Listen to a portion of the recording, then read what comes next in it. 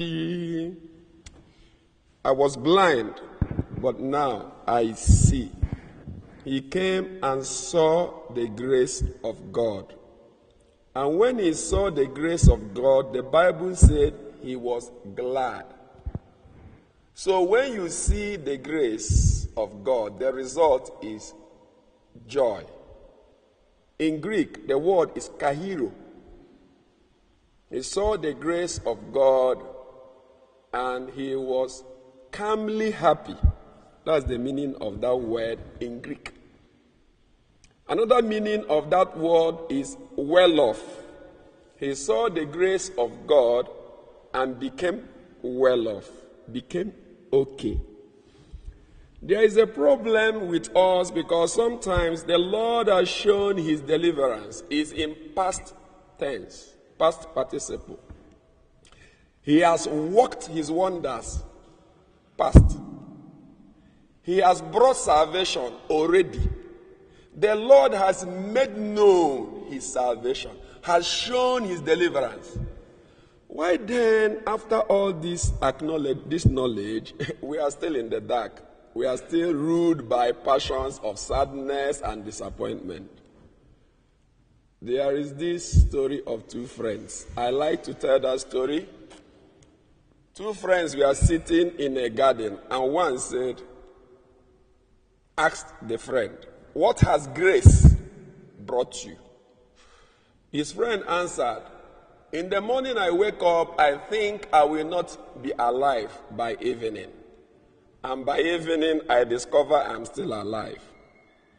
His friend said, "Of course, everyone knows this." He said, "Yes, that's the problem. They know it, but they don't feel it. They know it, information, but they don't feel it."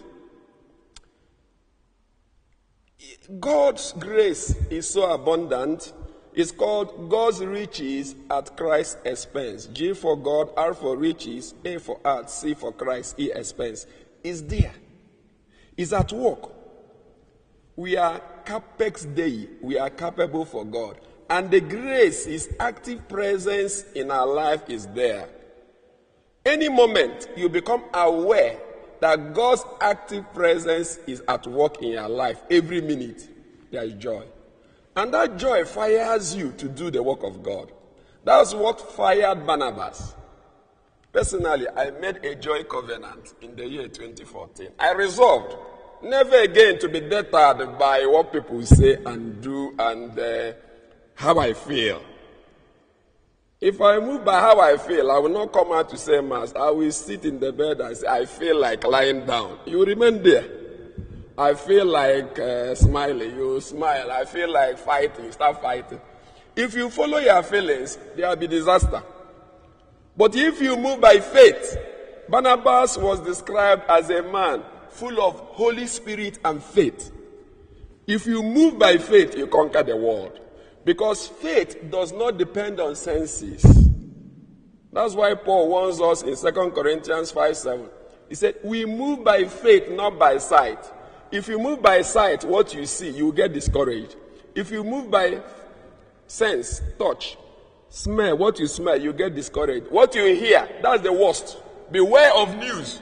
News is bad news. I avoid that.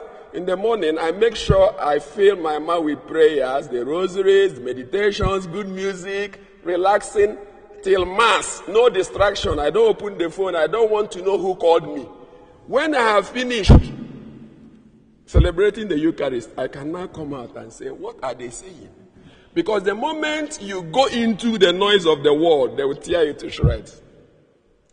You will not be able to preserve the grace at work in you. So we must go inward in order to discover what God is doing in our lives. And when we become aware of it, it's pure joy. And that joy of the Holy Spirit is the joy of the kingdom that will enable you to manage the challenges of everyday world. In the name of the Father, and of the Son, and of the Holy Spirit.